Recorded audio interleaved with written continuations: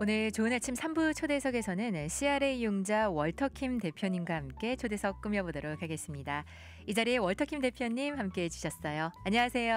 안녕하세요. 벌써 네. 한 달 지났습니다. 네, 그렇네요. 한 달이 아니라 2019년을 돌아보면요.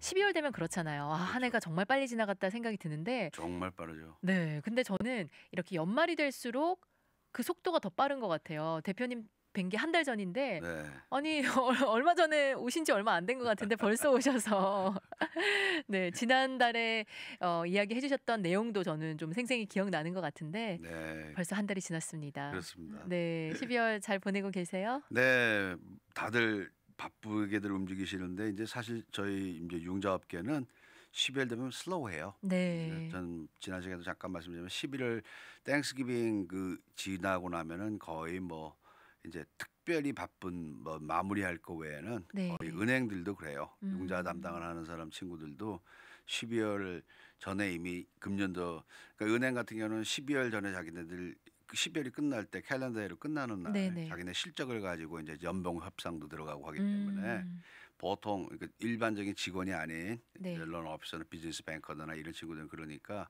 12월 되면은 잘 안 움직여요. 그래서 내년도로 넘겨서 내년 실적을 이제 그때부터 스타트를 하려고. 네. 그러니까 일부러 안 하는 경우도 있고 그리고 이렇게 저렇게 해서 이제 많이 휴가들을 가죠. 그렇군요. 네. 그렇다면 언제가 가장 바쁘신 거세요? 보통 이제 세금 보고가 들어가는 그 시점. 그러니까 2월 달부터 이제 세금 보고 준비들 하고 네. 세금 내실 거, 그다음 세금에 모자라서 오는 일도 있지만은 새해 동안에 이제 계획들 세우신 거에서 2, 3월 달이 바빠지고 주택은 아무래도 이제 3월부터 5월까지 좀 바쁘고요. 네. 그다음에 이제 비즈니스 융자 같은 경우는 뭐 전체적으로 뭐 이렇게 특정한 그게 없어요. 본인들이 이제 자기네들 비즈니스를 사고 팔고 하는 건 언제든지 있을 수 있는 일이고. 그렇겠네요. 예, 네. 하니까. 네, 바쁠 때가 있으시면 조금은 또 슬로우해서 네. 좀 쉬실 때도 있어야죠. 그렇죠? 네, 그렇습니다. 네. 자, 오늘 저희 주제 한번 살펴볼게요. 저희가 지난달에 이 연말 연시 맞이해서 좀 소비가 많아지고 필요한 자금들이 또 있으시니까 그때 자금을 좀 지혜롭게 유용하기 위한 개인 융자에 대해서 이야기를 나눠봤는데 제 기억으로 그달 굉장히 또 질문 주신 분도 많으셨고 저희가 내용이 많아서 다 마무리를 하지 못했던 것 같아요. 네. 오늘도 계속해서 개인 융자에 대해서 좀 이야기를 나눠보면 좋을 것 같습니다. 네, 지난번 시간에 이제 이어서 그 얘기를 하고 싶은 이유가 네. 그렇게 저희가 이제 전화를 받았는데 그냥 너무 이렇게 스쳐 지나가듯이 해서 조금 더 자세히 알고 싶어 하는 분들이 계셔서 방송을 들으시고요. 네. 그래서 이제 그분들한테 조금 도움이 되고자 조금 더 깊이 들어가서 어떻게 하는 것이 좀 융자를 받기 쉬운가 혹은 뭐 크레딧 카드든 그래서 그런 걸 좀 더 다뤄볼까 그렇게 생각합니다. 네, 좋습니다.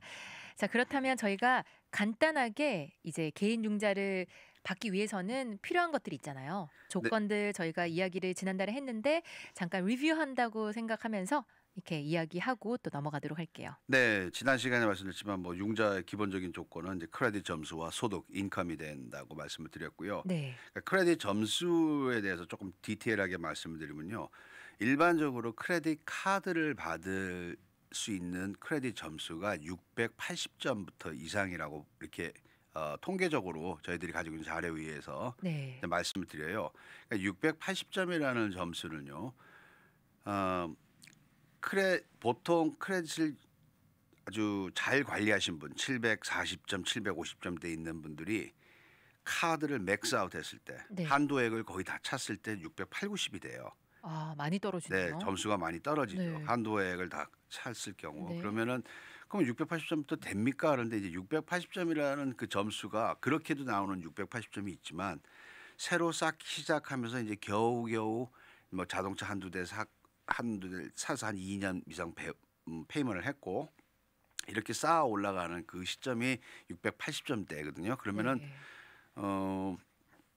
이렇게 중간에서 고득점으로 올라가기 위한 그 단계예요. 그래서 이제 680점대에 나오는 그러한 크레딧 카드들은 한도액이 작겠죠.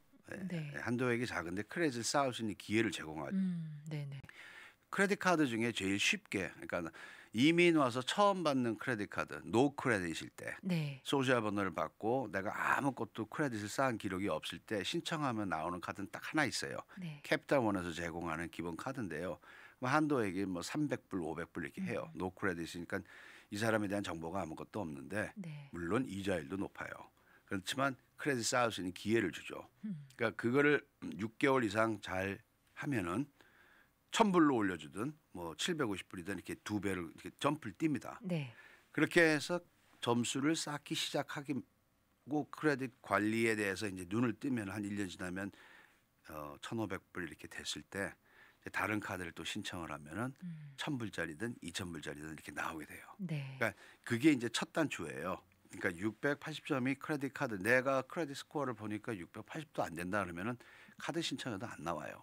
나와도 아무 도움이 안 되는 카드 아니면 아주 이자가 높든가 혹은 요새 이제 뭐 프리미어 뱅크 뭐 해서 잘 듣도 보도 못한 네. 그러한 은행들이 그러니까 은행의 카드를 가장한 고리대금업을 하는 친구들이 그걸 보내줘요. 그러니까 나는 카드가 꽉 찼는데 프리 어프로브 업투 5만.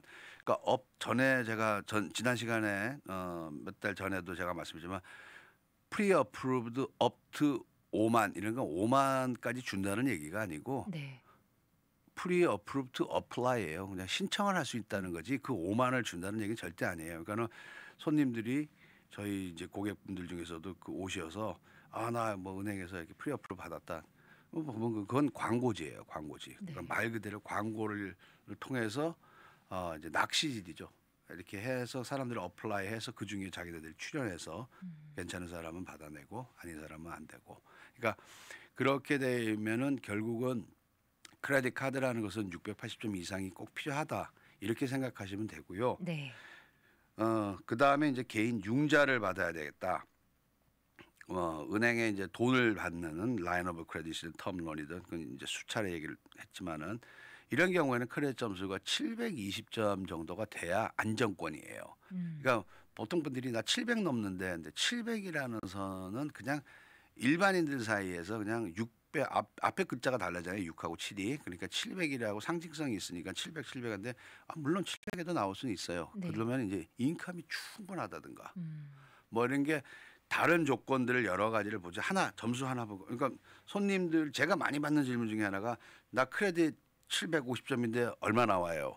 그건 몰라요 저희들은. 네. 알 수가 없다. 그러니까 그런 전화를 제가 방송에서도 여러 번 얘기를 했는데 아직도 이제 그런 전화들이 와요. 네. 그리고 얼마 필요하시냐 그러면은 뭐 되는 대로 해달라고 하는데 그런 융자는 없어요. 네. 그러니까 은행에 가셔서 항상 역지사지로 생각하시면 돼요. 내가 은행원인데 네. 손님이 와서 나 크레딧 750인데 얼마 줄 수 있어? 그러면 은행원이 대답할 수 있는 사람 아무도 없어요. 모든 자료를 다 봐야 되고 네. 그리고 융자라는 것은 돈이 필요할 때 내가 뚜렷한 목적이 있어야 되잖아요. 네. 뚜렷한 목적이 있어야 융자라는 걸 신청을 하는 것인데 이 대상이 불확실해. 그런데 어떻게 융자를 하냐 은행에서 이렇게 보거든요. 그러니까 융자 purpose of loan이 쓰는 란이 있거든요. 애플리케이션에. 네. 그게 굉장히 중요해요. 그러니까 그거를 그냥 사람들이 대충 써.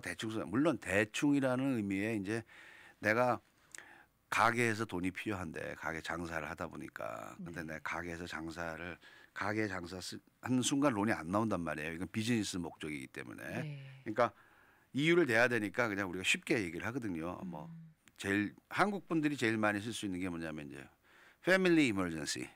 뭐 식구 중에 누가 아프든 결혼을 하든 뭐 하든 급한 돈이 필요하다 해서 도와주겠다. 네. 그 구체적으로는 하지 않고 그냥 패밀리 이머전시라고 이렇게 그렇게 좀 하고 설명하면 쓰면 되나요? 그렇게 네. 쓰고 지나가고 그러니까 아니면은 베케이션. 네. 우리는 이제 우리는 이민자들이니까 일단 한국 가면은 식구들 가면 목돈 많이 들잖아요. 들죠. 비행기표. 네. 그러니까 그런 것들을 생각하셔서 쓰시면 얘네들이 봤을 때 이렇게 합리적인 이유가 되면 그냥 통과가 되는 부분인데 네. 이유 자체가 불분명했을 때는 이제 문제를 걸어요. 이게 언더라이너들이 하는 잡이 그거거든요. 그러니까 이 사람 뭐 하는데 뭐 이렇게 내용이 자기가 봤을 때 언더스테이 안 되면은 이제 물어본단 말이에요. 그러니까 융자할 때 제일 조심하고 좋은 건 중요하게 생각하는 게 뭐냐면 질문이 많이 안 오는 게 좋은 거예요. 자꾸 쟤네들이 의심을 해서 물어보게끔 만드는 순간 내 파일 자체가 약하다 이런 의미가 되거든요. 그러면은 네. 거절될 확률이 높아지죠. 네. 다시 그러니까 말하면 질문을 많이 받지 않도록 좀 그렇죠. 철저하게 서류를 그렇죠. 준비해야 되겠네요. 제가 말씀드린 포인트가 그거예요. 그러니까는 네. 내가 크레딧이 뭐 몇 점 이상, 그다음에 론설이 론에 대한 뭐 목적, purpose of loan이 뭐고 이렇게 탁탁탁 본인이 먼저 준비가 딱 돼 있으면은 일이 일사천리로 진행이 되는데 네. 그냥 흐지부지 되면은 힘들죠. 그러니까 이제 다시 처음으로 돌아가서 융자를 받는 조건은 뭐가 있냐면 물론 다 아시는 크레딧 점수와 인컴인데 점수는 몇 점 이상이 돼야 되고 그러니까 인컴은 많을수록 물론 좋죠. 그러니까 인컴이라 하는 거는 실제 받는 인컴을 말하는 거예요. 네. 그거를 내가 알고는 있어야 돼요. 그러니까 저희한테 말씀하시면은 실제로는 5천 불 받는데 세금 보고상 2,500불입니다. 한 달에. 그러면 이제 서류는 2,500이 들어가지만 네. 이분이 5천 불 정도를 받을 수 있다 하면은 제가 도와드릴 수 있는 왜냐하면 제 입장에서는 과부하가 안 걸려야 되잖아요. 네. 그러니까 한 달에 정말로 2,500불 버는 분인데 5만 불, 10만 불 융자를 제가 받아내면 이분 페이먼 못 해요. 네. 페이먼 못 하면은 많은 사람들이 곤란을 겪게 돼요. 은행에 융자를 해준 그 친구들은 잘못하면은 뭐 파일 당할 수도 있고 뭐 이렇게 서류 같은 거를 함부로 막 뭐 거짓을 많이 꾸며서 들어가는 이러한 거는 상식적으로 이론상으로 가능할지 모르지만 실제로 문제가 생겼을 때 네. 이게 이제 형사 처벌을 받을 수가 있어요. 네. 네. 그러니까 그러한 모든 것들을 잘 그 어떤 테두리 안에서 그 안에서 이제 좀 현실에 맞게끔 이렇게 합리적으로 우리가 생각할 때 make sense 이렇게 될 수 네. 있는 네. 걸로 가야지 뭐 그냥 다 어플리케이션 쓰는 거라고 뭐 1년에 한 10만 불 벌어 아무나 다 그렇게 쓴단 말이에요. 그러면 아니 무슨 증명을 할 수 뭐 있어야죠. 컨비니언스 스토어 매니저라는데 한 달에 10만 불 벌어 은행 지점장보다 많이 받네. 이렇게 되면은 안 되잖아요. 네. 그러니까 자기 하고 있는 잡이나 그러니까 이렇게 어플리케이션 쓰는 그게 아무것도 아닌 것 같지만 그거 한 장을 보면서 중요한 체크는 다 돼요. 그래서 그걸 쓰는 순간 이제 거의 뭐 70%가 결정이 나요. 그 다음에 이제 나머지 30%는 서류상으로 확인 들어가는 과정이니까. 그러니까 크레딧 점수, 소득 이거 개인 융자 받을 수 있는 조건 중에 그렇지만 쉬우면서도 완벽하게 해야 된다는 거. 이걸 이제 알려드리고 싶어서 제가 말씀드렸습니다. 네, 좋습니다. 그러니까 이민 온 지 얼마 안 되신 분들은 처음부터 크레딧 점수 쌓는 게 중요하다. 그래서 뭐 680점 이상이면 크레딧 카드를 받을 수 있는 곳이 있으니까 차곡차곡 크레딧을 쌓아 나가라 하셨고요. 융자는 한 720점 이상이 안정권이다. 네. 네, 그렇게 이야기를 해 주셨습니다. 거기 잠깐 질문이 있어요. 네네, 하나 추가해 주세요. 추가하면요 680점 그러니까 이렇게 생각 방송을 갑자기 들으신 분들은 그러면 이민 오자마자 680이 될 수 없잖아 이렇게 말씀하시거든요. 네. 맞습니다. 그렇기 때문에 아까 말씀드린 노 크레딧이가 아무것도 없을 때는 그런 뭐 캐피탈 원이라고 제가 은행을 밝혔지만 네. 사실 그 은행밖에 없어요. 그렇게 네, 해주는 데가. 네.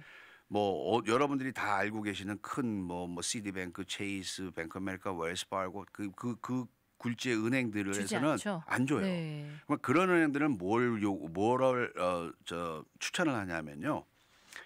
secured 카드를 추천해요. 네. 그러니까 500불을 디포짓을 하면은 500불을 담보로 잡아놓고 500불에 90% 450불 한도액짜리 카드를 줍니다. 네. 그러니까 500불 전에도 제가 설명을 잠깐 드려서 아실 거예요. 그러니까 네, 500불이 있으니까 500불 한 대서 쓰고 페이만 안 하시는 분 있어요. 여기서 자동으로 나가는 줄 알고 아니에요. 이거는 그냥 담보예요. 네, 건드리면 네. 안 돼요. 네. 그러면 먼슬리 페이면 450불에 대해서 먼슬리 페이면 미니멈 페이 15불 나오거든요. 네. 그러니까 그렇게 해서 쌓으시는 거예요. 6개월 정도 지나고 나면은 600점 돼요. 네네. 600점이 넘어서요. 그러면 6개월 동안 와 점수 잘 올라가네 이렇게 되거든요. 근데 그거는 이제 우리가 전문용어로 틴 파일이라 해가지고 아주 얇다 그러죠. 네. 내용이 없다는 얘기예요. 그러니까 네. 그 큰 융자 조건은 안 돼요. 그렇게 해서 500불짜리 카드를 1년 잘 킵하면 크레딧 700점 됩니다. 근데 아까 말씀대로 680 이상이니까 나는 무조건 다 되냐? 그게 아니에요. 그 내용이 그거 하나잖아요. 네. 그러니까 이제 그럼에도 불구하고 이제 자동차를 또 사러 가거든요. 이민 코스가 그렇잖아요. 오면은 차도 사야 되고 뭐도 해야 되고. 그렇죠. 그 자동차를 사려면은 자동차는 또 자동차 이 융자에 대해서는 또 특징이 하나 있어요. 처음 사는 게 굉장히 어려워요. 내가 인컴이 많고 막 하면은 아니면 다운페이를 많이 하든가 뭐 이런 좋은 자기네들이 어떤 확보할 수 있는 콜라teral로 확보할 수 있는 게 확실히 있어야지 주고 두 번째 살 때는 쉬워요. 1년 그 첫 번째 차 페이먼트 잘하고 잘 있다. 했으면 네. 하고 있는 중간에 세컨 카를 구한다든가 그러면은 사기가 쉬운데 네. 퍼스트 처음 카. 사는 거는 어려워요. 그러면 이제 그런 자동차 같은 경우는 어 계속 페이먼트를 하다가 이렇게 점수가 올라가고 하면 처음에 이자가 높을 거 아니에요. 네. 그럼 이제 리파이낸싱도 할 수 있고 음. 그런 아이디어가 많거든요. 융자 상품이 많으니까. 하지만 아까 말씀드린 대로 이제 크레딧 점수 얘기할 때 네. 노크레딧인데 어떻게 점수가 680 그렇게 생각하실까 봐. secured 카드 이야기 네. 해주셨는데 네. 제가 질문이 드니까 그러면 secured 카드도 캐피털 원에서만 발급할 수 아니요, 있나요? 아니요. 그거는 또 캐피털 다른 은행에서도 굴지의 은행들 다 해요. 아, 여러분들이 secured 다 알고 카드는? 계시는 은행들 네. 다 해요. 아. 그 시큐어 카드를 하시면 그게 이제 시큐어 카드를 통해서 크레딧 점수를 내야 할 점수를 이제 만드는 거죠. 네. 그럼 여기서 이제 그러면 전부 500불짜리만 합니까? 아니에요. 5,000불짜리도 가능해요. 업투 5,000 어떤 은행은 10,000불까지예요. 네. 그러면은 액수가 클수록 크레딧 점수가 더 향상하는 데 도움이 돼요. 그러니까 시큐어 카드가 아닌 언시큐어 우리가 일반적인 크레딧 카드도 5,000불짜리 카드를 가지신 분하고 20,000불짜리 카드 가지신 분하고 크레딧 포인트가 달라요. 네. 물론 20,000불짜리는 아무나 안 줘요. 720점 이상이 돼야 되고 네. 인감이 받쳐줘야 되고 뭐 여러 가지가 있지만 그리고 그 은행하고 잘 관계를 유지하면 자동으로 또 올려주기도 하죠. 네. 걔네들이 애뉴얼리 그러니까는 그냥 애뉴얼리 자기네가 리뷰해서 옵니다. 네, 좋습니다. 저희가 그 크레딧 점수 또 소득 이야기 했는데 이것만 해도 시간이 훌쩍 지나갔네요. 저희 잠깐 광고 듣고 와서요. 또 계속해서 이어나가도록 하겠습니다. 오늘 좋은 아침 3부 초대석에서는 CRA 융자 월터킴 대표님과 함께 개인 융자에 관한 다양한 이야기 나누고 있습니다. 자, 그렇다면 또 아마 여러 고객분들에게 이런 문의도 많이 받으실 것 같아요. 나는 융자를 받고 싶은데 얼마까지 받을 수 있나요? 이런 질문 많이 받으시죠. 네. 네, 제일 많이 받는 질문이죠. 아, 네. 네. 그러니까 그러니까는 대부분 딱 두 부류의 손님들로 나눠져요. 정말 필요한 목적에서 내가 얼마가 필요합니다 말씀을 하시는 분이 있고 네. 또 이제 한 부류는 제가 받을 수 있는 금액이 얼마나 될까요? 그거를 기준으로 이제 자기들 계획을 이제 짜려고. 저는 충분히 이해해요. 손님 네. 입장에서. 근데 이제 저는 제가 보통 손님들한테 질문을 할 때는 은행의 언더라이너나 은행에서 물어보는 내용을 저거는 이제 뭘 물어보는지 아니까 네. 그 내용을 질문을 해요. 그러면 이제 어떤 분에 따라서는 좀 공격적으로 들릴 수도 있는데 제가 모든 자료를 가지고 있고 정보를 알아야 설명을 하기가 쉬우니까 네, 그게 네. 첫 번째 이유인데 그럼 얼마까지 가능할까요? 근데 일반적인 계산법은 뭐냐면요. 자기 받는 한 달에 받는 봉급의 3배, 3개월치 봉급을 보통 기준으로 해요. 아, 그러니까 한 달에 5,000불 정도 받으시는 분들은 제가 말씀드린 건 unsecured loan이에요. 네. 그러니까 무담보 융자라고 말하는 거죠. 네. 그러니까 보통 개인적으로 우리 김채연 씨가 은행에 가셔서 나 융자 개인적으로 뭐 필요하신 돈이 있어서 뭘 사시든 개인적으로 뭘 사든 뭐하든 하여간 쓰려고 네. 나 융자 들어가면 얼마 받으시냐? 그러면 이제 한 달에 5,000불 받으시는 봉급자라고 가정했을 때 네. 그러면은 3,550, 15,000불 정도가 일반적으로 받을 수 있는 unsecured loan의 기준점이에요. 혹은 어떤 은행은 봉급 1년 연봉의 6개월치 맥스가 그러면은 이제 뭐 5,000불씩 받으면 6만 불이잖아요. 1년에. 네. 1년. 6만 불이면 맥스가 3만 불까지 되는 거죠. 아, 그러니까 3만 불인 경우에 이제 이게 어떤 식으로 기준이 되냐면요. 그걸 이제 5년이면 5년 텀이 나올 거 아니에요. 네. 5년 60개월이니까 나눠서 한 달에 페이먼이 나오거든요. 이자가 붙을 거고. 그럼 그렇게 계산을 해보면 이 사람이 내 은행 입장에서 보면은 내 돈을 잘 갚겠구나. 얼마 한도 내에서 그걸 심사를 하는 거예요. 네. 그러니까 그게 이제 우리가 소위 말하는 이제 DTI. 그러면 한 달에 5,000불을 버는데 나가는 돈이 많아. 페이먼이 지금 현재 가지고 있는 뭐 자동차가 벌써 남편, 와이프, 애들 그래서 차가 3대 뭐 이런 경우들 있거든요. 네. 세금 보고서는 5,000불 버는 걸로 돼 있단 말이에요. 그럼 차 세대 페이먼만 하더라도 1,500불란 말이에요. 얼추 잡아서. 네. 그러면은 3,500불밖에 이제 여윳돈이 없어요. 사실 여기에 아직 여기서 이제 집세 나가죠. 그렇죠. 그러면 그런 식으로 물론 보험료라든가 뭐 공과금이라든가 이런 건 포함을 안 시켜요. DTI에는 그냥 나가는 크레딧 리포트 상에 나가는 돈, 크레딧 카드 미니멈 페이먼, 그다음에 기존 융자, 자동차, 몰게이지, 집이라든가 뭐 이런 걸 쭉 나가거든요. 그러면 네. 그런 걸 계산을 쭉 해보고 보면은 정말 남아있는 가용할 수 있는 돈, 내가 사용할 수 있는 허락된 돈이 500불 안팎이 되잖아요. 이러면 론이 안 나오는 거예요. 네. 그러니까 그렇게 해서 늘 얘기하는 이제 뭐 몰개지 집 융자 기준으로 봤을 때 43% DTI가 그러면 5,000불 버는 데서 43% 내가 페이먼이 나가고 있으면은 융자가 안 나오는 거거든요. 네. 그러니까 그거랑 비슷하게 개인 융자도 가요. 그러니까 간단히 말씀드리면은 돈이 현재 나가는 돈이 많은 분, 정말 돈 그런데 돈이 더 필요한 분 안 나와요. 아. 그러니까 돈이 나가는 돈도 없고 아무것도 없는 분들 이런 분들은 잘 나와요. 그러니까 이게 은행은 그러잖아요. 은행은 돈이 필요한 사람한테 안 주고 필요 없는 사람한테는 막 주려 한다고. 네. 그러니까 우리가 그 광고 매체에서도 그렇고 집으로 오는 그 이제 우리 정크 메일이 되겠지만은 뭐 광고지가 많이 오잖아요. 뭐 맞아요. 프리어프로 뭐 어쩌고 저쩌고. 네. 그러니까 얘네들은 그렇게 쭉 낚시질을 해서 걸려오는 사람들은 프리어프로 됐다니까 큰 기대를 가지고 신청을 하는데 네. 똑같아요. 그냥 그게 그 이 말 프리어프라는 말은 그냥 없다고 생각하시면 되고 서류 받으면 이제 크레딧 돌리고 뭐 하죠. 그러면 전화하면은 요새는 이제 그 소프트 프리라 해가지고 크레딧 리포트 하드 인쿠리 어디 신용 조회했다는 기록이 안 뜨고 네. 그냥 컴퓨터상으로 온라인상으로 이렇게 볼 수 있어요. 그러니까 그 소프트 풀로 이 사람이 크레딧 점수라든가 대략 요약된 내용이 뜨거든요. 소프트 풀은. 네. 그러면은 이 사람의 크레딧 일단 거기서 보는 게 점수죠. 퀄리파이 되냐 안 되냐. 네. 그러면은 얘네들이 너 프리 어프로브 얼마 될 것 같아.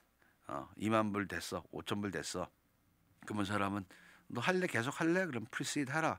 오케이, move forward 갑시다 이렇게 되거든요. 네.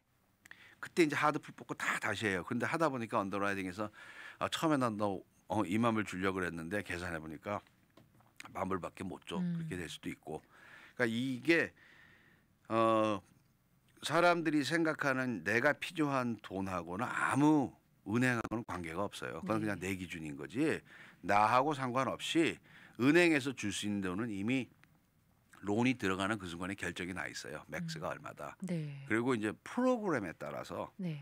보통 여기서 이제 월급 곱하기 3이라 그랬잖아요. 네, 월급 네. 곱하기 3에다가 거기서 이제 DTI 빼고 뭐 하고 하잖아요. 그렇게 계산을 하면은 실질적으로 생각보다 받으실 수 있는 돈이 많지가 않아요. 그럴 것 같아요. 예, 네. 그러니까 15,000. 근데 내가 그거 5,000불 빌리려고 막 이렇게 서류를 꾸미고 막 이렇게 얘기를 하지만 돈을 그러면은 거꾸로 인컴이 많아지면은 실제로 5,000불 버는 분이 나 사실 나 8,000불 벌어 이렇게 얘기를 했단 말이에요. 네.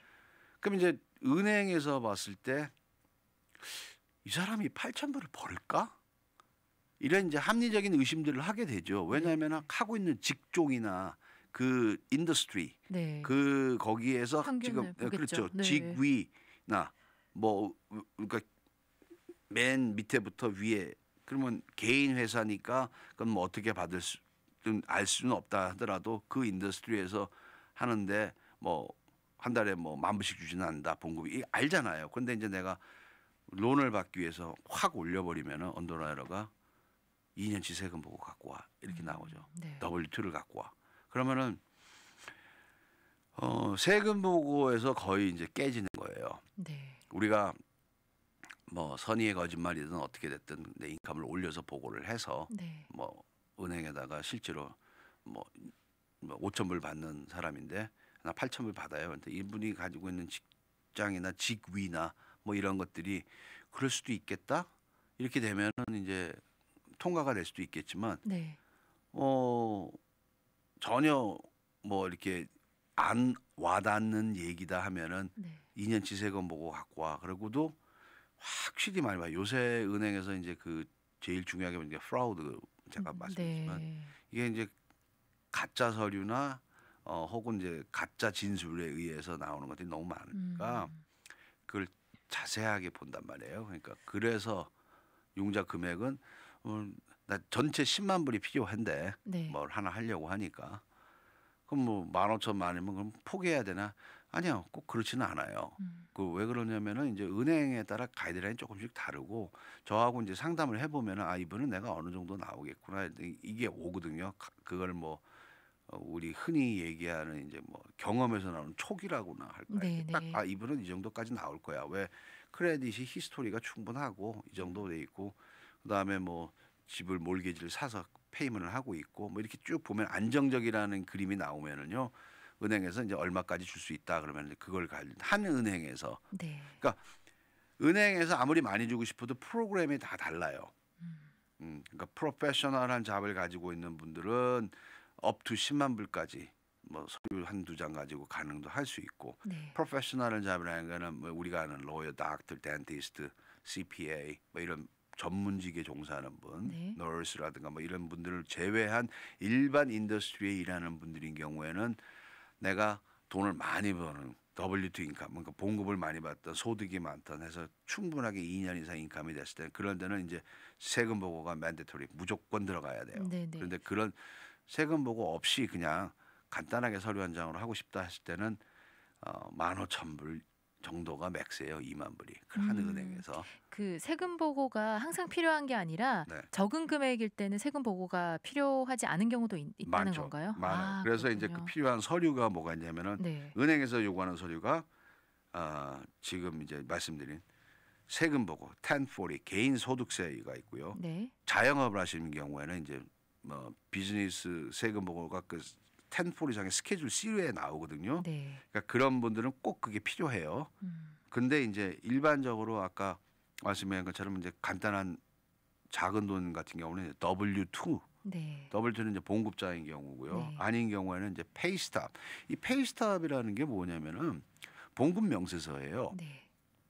근데 실질적으로 우리가 봉급을 받지만 봉급 명세서를 웬만한 작은 규모의 뭐 회사든 가게든 이슈를 안 해요. 네.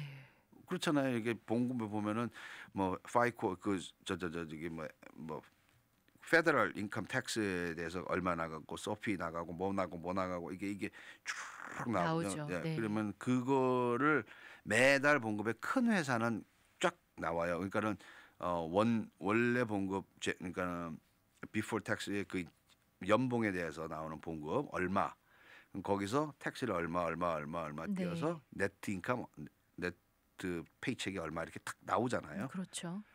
그러니까 요렇게 나오는 거를 그걸 페이스톱이라 그러는데 실질적으로 뭐 작은 데서 그거 하려면은 이제 CPA나 누군가 회계 전문인이 해줘야 되니까 네. 그거를 그러니까 손으로 쓴 건 또 인정 안 하고 음. 그러니까 이제 CPA 요구를 해야 돼요.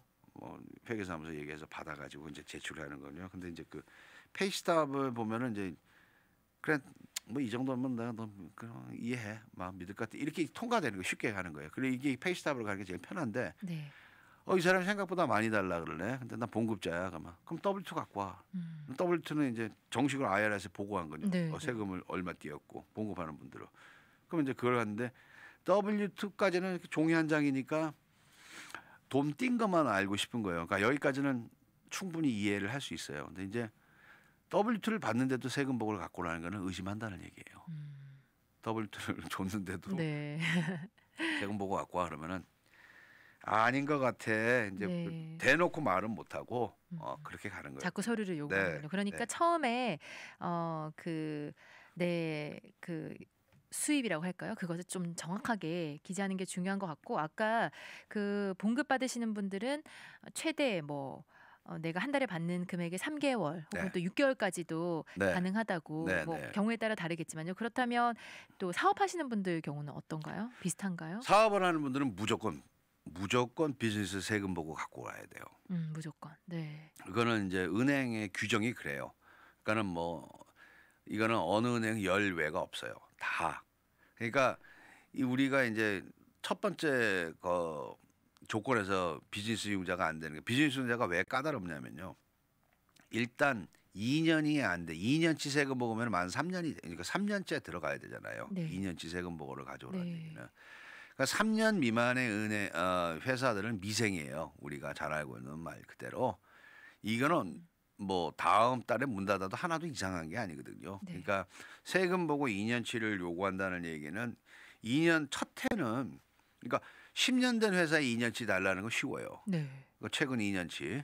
근데 이제 갓 세운 지 얼마 안 된 회사라는 의미가 이게 그 법인을 세워놓고 식당을 하시든 뭘 하시든 일단 회사라고 표현을 합니다.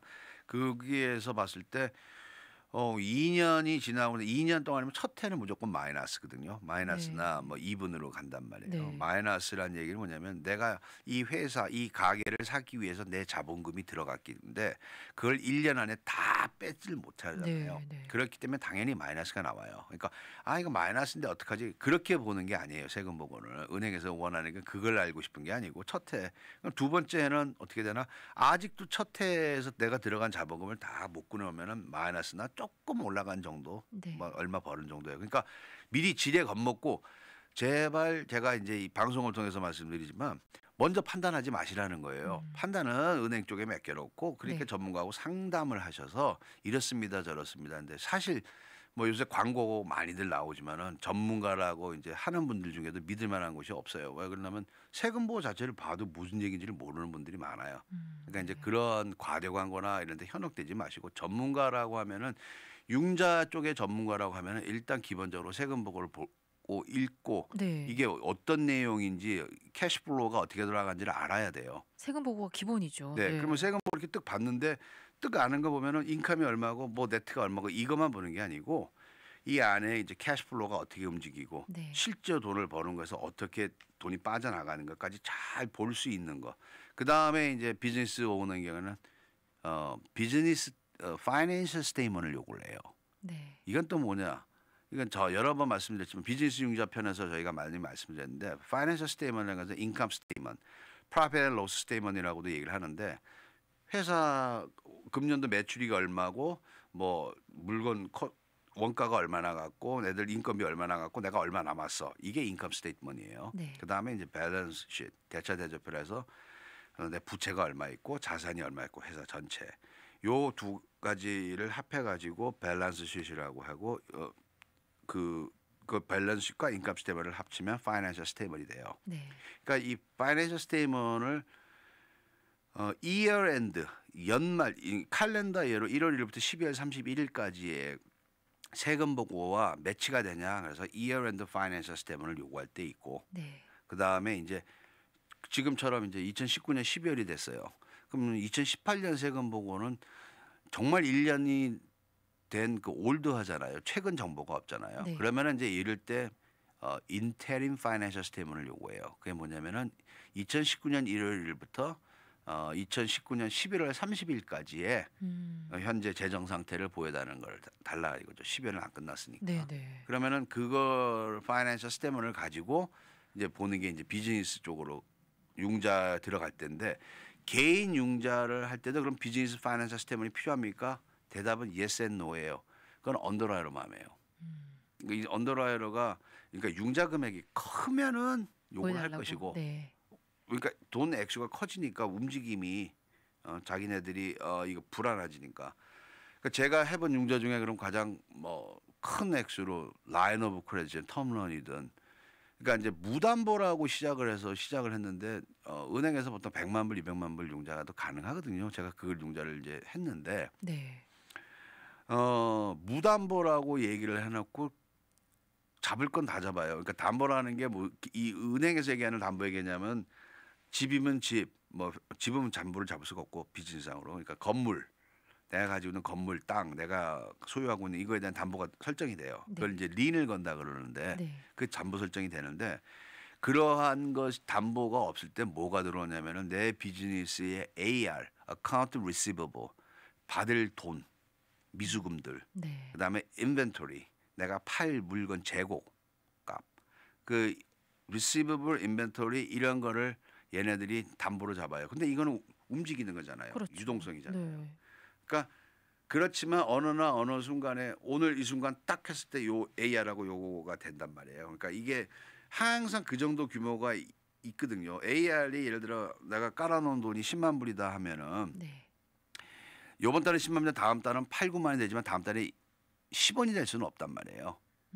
장사를 계속 하는 한 계속 유지가 미수분, 되겠죠. 그렇죠. 네. 그래서 이제 은행에 그러니까 여러 번 말씀드렸지만 은행은 절대 바보들이 아니에요. 자기네들이 받을 돈에 대한 시큐어를 꼭 합니다. 그러면 이걸 어떻게 네. 하냐면 이제 UCC 파일라 해가지고 그 스테이트에서 하는 담보 설정이 있어요. 네. 그러면은 이제 블랭켓 린이라 해가지고 담요를 까는 거예요. 그냥 다 잡는 거예요. 음. 니네 회사에 이퀄먼 이거 하다못해 예를 들어 뭐 방송국이다 그러면 마이크 하나부터 시작해서 이런 이퀄먼 다. 와. 그다음에 AR 방송국에서 광고비 받을 거 미수금. 음. 그다음에 이제 가지고 있는 인벤토리 뭐 방송국은 따로 인벤토리가 없지만 네. 그러니까 이 비즈니스에 따라서 그 인벤토리 그러면 이걸 또 100%다 인정을 안 해요.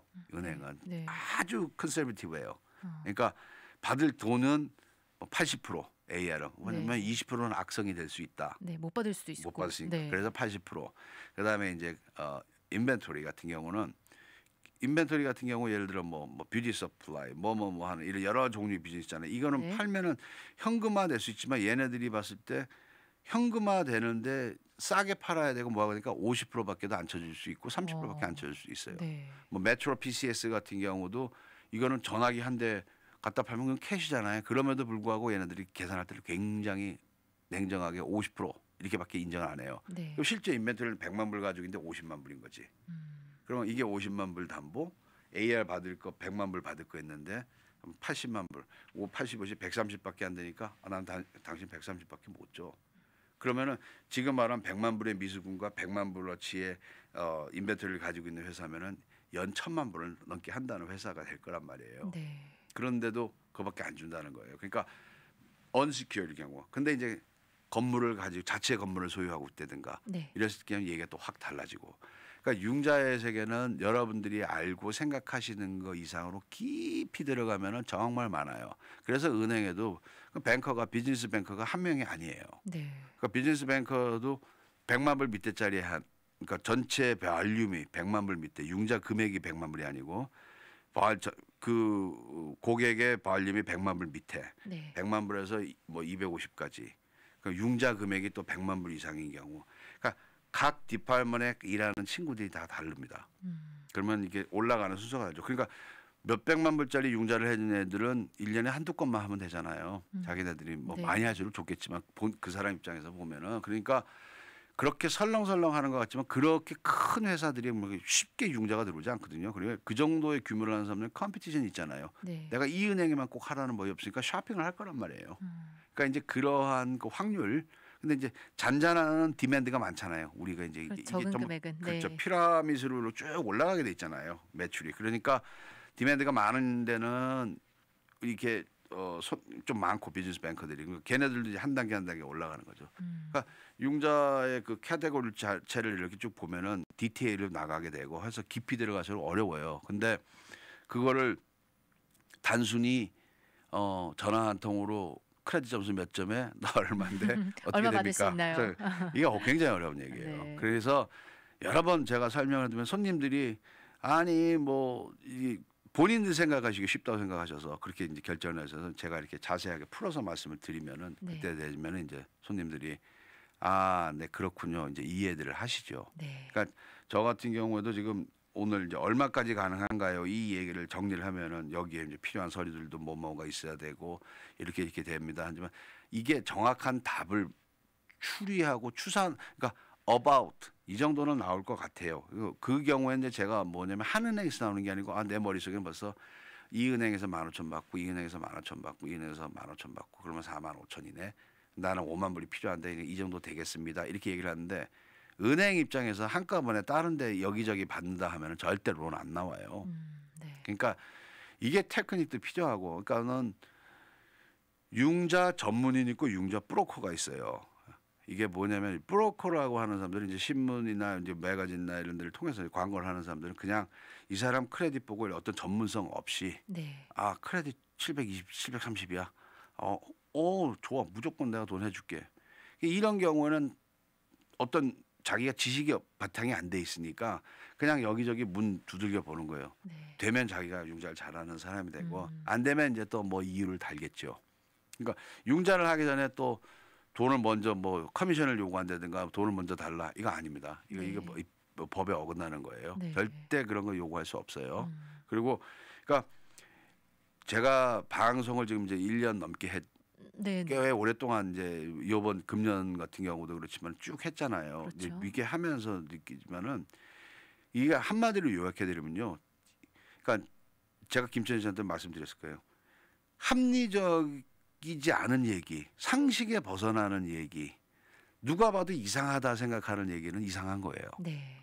그러니까 내가 급하고 내가 너무 이게 막 절실하고 하다고 해서 하다 보면은 사기에 연결이 돼버려. 사기를 당하시는 거예요. 사기를 치는 게 아니고. 네. 그러니까 돈 좀 빌려보려고 갔다가 엉뚱하게 돈만 뺏기고 나오는 경우가 음. 많아요. 이게 실제 사례가 있어요. 제가 또 네. 디테일한 거 말씀 못 드리지만은 사무실에서 있다 보면은 가슴 아픈 사연들이 정말 많아요. 그런 분들이 또 찾아와서 이야기를 네. 해 주시는 거예요. 툴레이죠. 나는 나는 변호사도 아니고 나는 검사도 아니고 나는 경찰도 아니기 때문에 할 수는 없지만 이러한 경우에 어떻게 해야 됩니다는 말씀인데 이게 왜 제가 이 말씀을 드리냐면은 융자를 받으시려는 분들이 상식적으로 알아요. 본인들이 김재원 씨가 예를 들어 은행에 가서 돈을 빌리겠다면 본인이 생각하는 금액이 있잖아요. 네네. 김재원 씨가 나 20만 불이 필요해 개인적으로. 근데 그건 네. 본인의 사정이지. 은행에서 봤을 때 나라는 사람한테 줄 수 있는 게 얼마가 될까? 이거는 사실은 한은행인 경우에는 생각보다 액수가 더 작고, 그러니까 제가 저하고 상담을 했을 경우에는 20만 불 저한테 요구를 하셨어요. 그러면은 제가 세금 보고하고 크레딧 점수하고 보고 상황을 정리를 해가지고 20만 불은 안 됩니다. 제가 바로 말씀을 드려요. 네. 그렇지만 필요하시다 그러면 이 정도까지는 가능합니다. 어떤 걸 제시는 할 수 있어요. 네. 근데 이 얘기 때는 이미 은행 제 머릿속에는 한 3-4개가 포함이 된 금액이에요. 한 은행이 아니고. 네. 그러면은 이 은행에서 융자를 받고 이 은행에서 받고 하나하나 하는 건 사기 아니야. 사기는 아니에요. 그렇지만 하나 받고 돈 받고 사인하고 하나 받고 돈 받고 사인하고 융자 안 나와요. 이미 동시에 해야 되는군요. 크레딧 리포트에 뜨니까. 네네. 그러면은 그 이제 테크닉이라도 그런 건 아주 대단한 테크닉이 아니기 때문에 다 알아요. 요새는 일반인들도 다 아세요. 그러면 저한테 거꾸로 먼저 얘기하시는데요. 한 번에 다 들어가야 되니까 그 얼마까지 뽑을 수 있냐고 이렇게 질문하시는 분도 있어요. 그러니까 네. 뭐 전화 한 통화 돌리면 다 쇼핑하실 수 있는 거고. 근데 네. 저희가 말씀드리는 거는 건강하고 정확한 융자를 하기 위해서이기 때문에 네. 이제는 알고 있어야 된다는 거죠. 이제 손님들이. 그러니까 사기에 연결 안 되려면은 딱 필요한 거. 그 이상의 돈은 무리다 하는 돈은 안 나옵니다. 네. 그러니까 그거를 잘 상담을 하셔야 되는 게 금년 마지막 12월 방송에서 제가 꼭 전해드리고 싶은 얘기예요. 네. 이렇게 CLA 융자 월터킴 대표님과 개인 융자 이야기 나눠봤고요. 마지막으로 우리 또 청취자분들께 당부 말씀까지 이야기해 주셨습니다. 오늘도 좋은 정보 감사드립니다. 내년에 다음 달에 뵙겠습니다. 네, 감사합니다.